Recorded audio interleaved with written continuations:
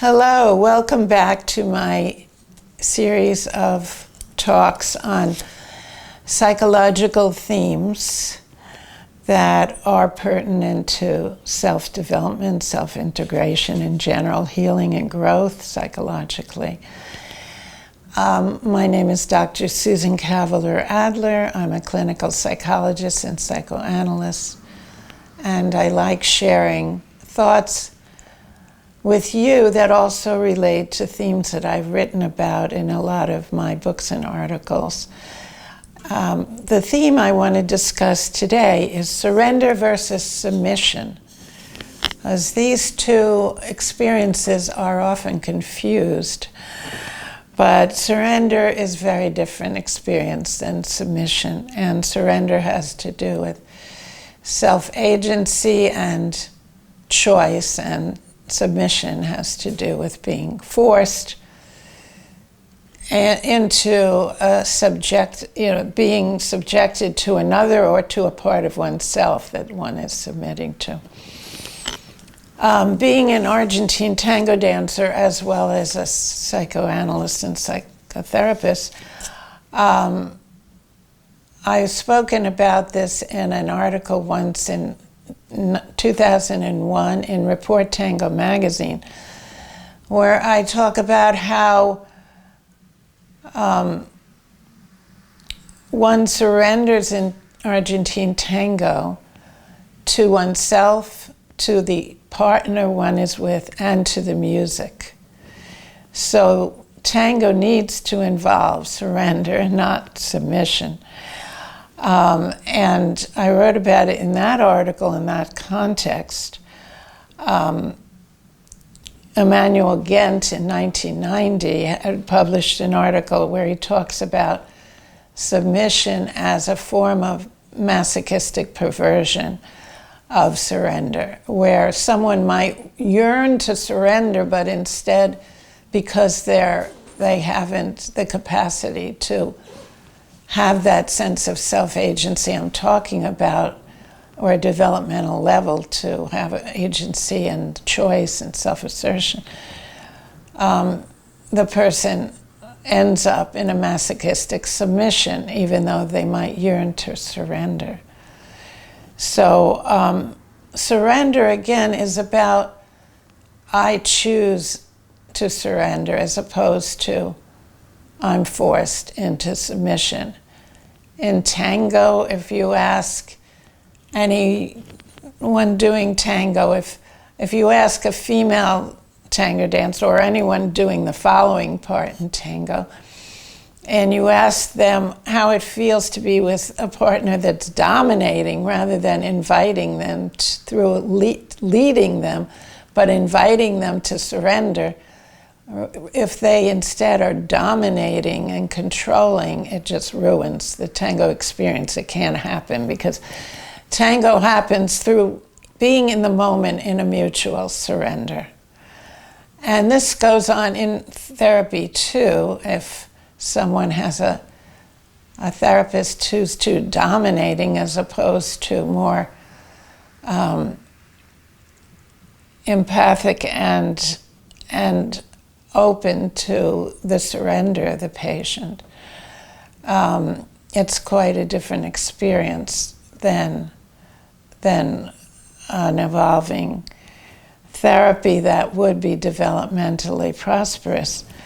So the whole theme of surrender and submission, it may sound like a slight difference, but they're really quite profoundly different. Again, surrender has to do with getting developmentally up to a level where you have self-agency and choice. And those with developmental rest in the first 3 years of life, where the self is first forming, do not have that agency, autonomy, or self-expressiveness of one's unique voice. There's a lack of choice, and so they may be forced into submission, even though they might yearn for surrender. And I also want to let you know about an article that I had published in the International Forum of Psychoanalysis in 2010, which is called Seduction, Date Rape, and Aborted Surrender. And in that case, the woman patient who I worked with had gotten to a level, and of course she gave me permission to write about her. In the case that I describe in that article, which I believe is also going to be in one of my selected volumes, selected paper volumes published by IP Books, probably the second volume on the demon lover complex. In that article, in Seduction, Date Rape, and Aborted Surrender, there was a woman who got to the level, came through the developmental arrest, went through self-integration in the therapy process, went through separation, individuation, and got to a level where she was able to feel a healthy yearning and desire to surrender. And she had never had sex, she was a virgin, and she had this yearning to surrender because she got to the level of desire as well as choice. And unfortunately, she thought that someone she encountered, a man that she encountered from another country, was interested in her, and it was a very sensual dancing experience. And she went home with him, and here she was ready to surrender. She had gotten to a point where she could choose and willingly surrender, and the man raped her. And it was an extremely traumatic experience. Here she was ready to surrender, and he wanted to rape her and dominate in an extreme sense of criminal rape. It might be called date rape, but it wasn't really a date. And so she was raped, and it was a tremendously traumatic experience, and my knowing about it was what led to my writing about it and her healing process, because she did come through that and was able to eventually have good relationships with men and find a boyfriend for herself. But this was a terrifying look at what the difference is between surrender and submission.